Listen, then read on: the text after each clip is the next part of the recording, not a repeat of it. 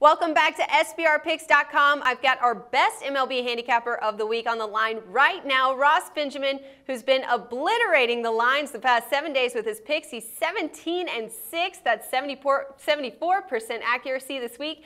And right now he's offering his top 2 selections from the totals on offer for this evening's action.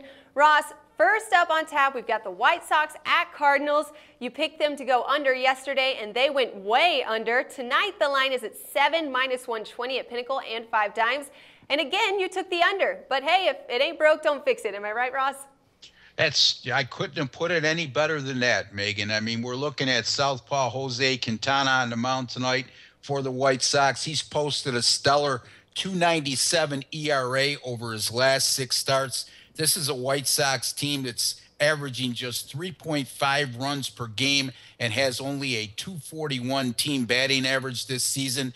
They've shown very little power this year, evidenced by their 55 home runs hit in 77 games. And that's not good news for the White Sox, considering they'll be facing a starting pitcher tonight in John Lackey, who surrendered just 1 home run in 56 2/3 innings pitched at home in 2015. And speaking of Lackey, he's been absolutely lights out at home, going 7-1 under the total in 8 starts with an excellent 1.91 ERA.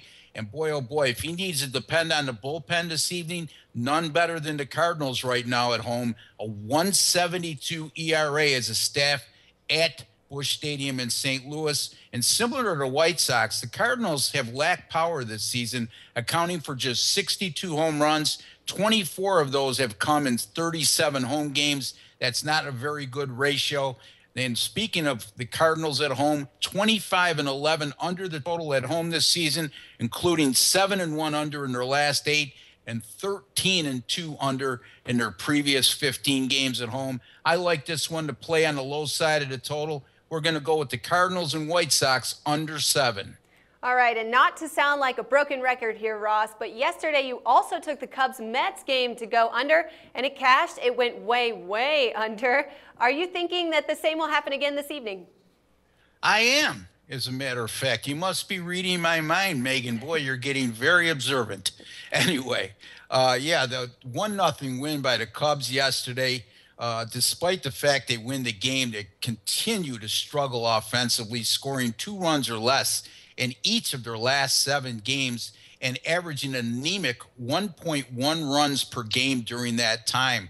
The Cubs have also gone 8-1-1 under the total in their last 10 games. But on a positive note, opponents have a paltry team batting average of only 204 versus Cubs pitching over the last 7 games. John Lester on the mound tonight displayed decent form over his last 3 starts. And then the Mets, a similar plight here. Offensive production has been absolutely futile of late.